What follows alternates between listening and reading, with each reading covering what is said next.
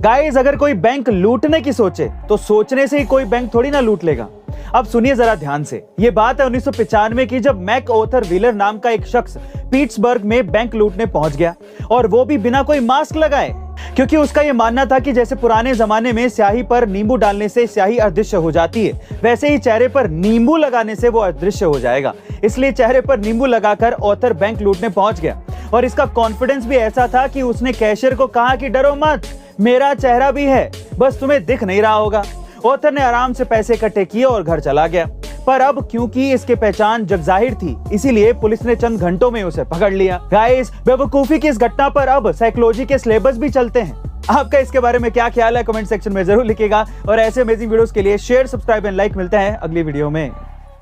Guys, आजादी के दौर के वो 3 महान नेता जो अगर भारत के प्रधानमंत्री बनते तो आज भारत की तस्वीर कुछ और ही होती। इनमें सबसे पहला नाम है नेताजी सुभाष चंद्र बोस का। जी हाँ गाइस, अगर नेताजी का दिल्ली चलो अभियान सफल हो जाता और वो भारत पहुंच जाते तो निस्संदेह वो देश के पहले प्रधानमंत्री होते और आज हम एक अनुशासित देश होते।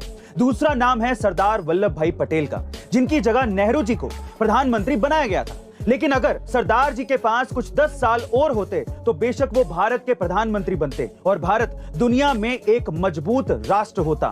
इस लिस्ट में तीसरा नाम उस शख्स का है जिसको शायद ही किसी ने इस नजरिए से देखा होगा। जी हाँ गाइस, हम बात कर रहे हैं BR अम्बेडकर की, जो अगर भारत के प्रधानमंत्री बन जाते तो देश की दशा और दिशा दोनों ही बदल जाती। वैसे गाइस, इनमें से आपके सबसे फेवरेट राजनेता कौन होते, कमेंट सेक्शन में जरूर लिखिएगा, और ऐसे अमेजिंग वीडियोस के लिए A2 मोटिवेशन चैनल को सब्सक्राइब कर लीजिएगा। हमें आपकी प्यार की जरूरत है।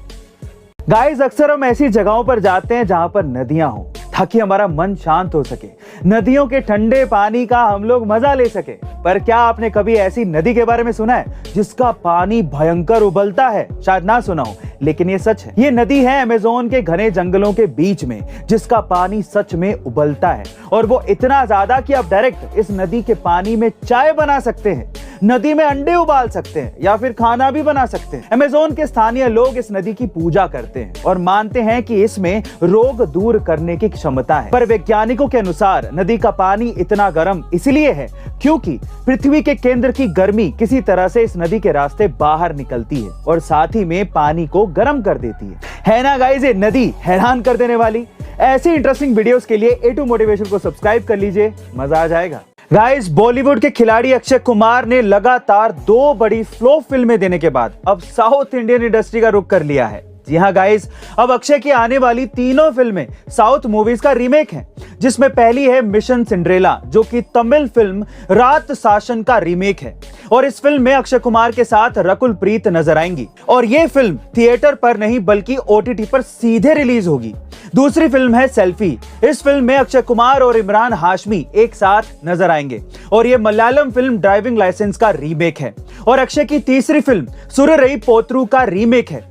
इसमें अक्षय के साथ साउथ एक्टर्स रश्मिका मंदना भी नजर आएंगी। लेकिन गाइस, आपको क्या लगता है कि अक्षय कुमार अब साउथ इंडियन इंडस्ट्री का रुख क्यों कर रहे हैं? कमेंट सेक्शन में जरूर लिखिएगा, और ऐसे अमेजिंग वीडियोस के लिए A2 मोटिवेशन चैनल को सब्सक्राइब कर लीजिए, हमें आपकी जरूरत है। गाइस, श्रीला प्रभु जी एक ऐसे सन्यासी थे जिन्होंने पाकिस्तान में 12 कृष्ण मंदिर बनवाए थे, जहां आज भी रोज शाम को श्रीमद् भागवत गीता का पाठ पढ़ाया जाता है। यही नहीं, उन्होंने पूरी दुनिया के अलग अलग देशों में करीब 108 मंदिर बनवाए थे, जहां जाकर वो लोगों को गीता का महत्व समझाते थे। और इसी तरह एक बार वो गीता का ज्ञान देने अमेरिका गए हुए थे। तभी वहां पर एक रिपोर्टर आ जाता है और उनसे पूछता है कि इंडिया में रोज भगवान के नाम पर कोई ना कोई व्यक्ति भगवान बन जाता है, तो क्या आप भी उसी में से एक हैं? तो स्वामी जी ने बड़ी सरलता से गीता की ही एक बात से उसका उत्तर दिया। उन्होंने कहा कि नहीं, मैं भगवान नहीं हूँ, मैं तो उनका नौकर हूँ, और नौकर कहना भी गलत होगा, मैं तो उनका नौकर बनने की कोशिश कर रहा हूँ। उनकी बात सुनकर रिपोर्टर हैरान रह जाता है और उनके चरणों में गिर जाता है। गाइस, श्रीला प्रभु जी ये चाहते थे कि पूरी दुनिया गीता के महत्व को समझे, लेकिन अब सवाल ये उठता है कि हम अब तक दुनिया के सर्वश्रेष्ठ ज्ञान को समझ पाए हैं? कमेंट सेक्शन में जरूर लिखिएगा, और ऐसे अमेजिंग वीडियोस के लिए शेयर, सब्सक्राइब एंड लाइक। मिलते हैं अगली वीडियो में।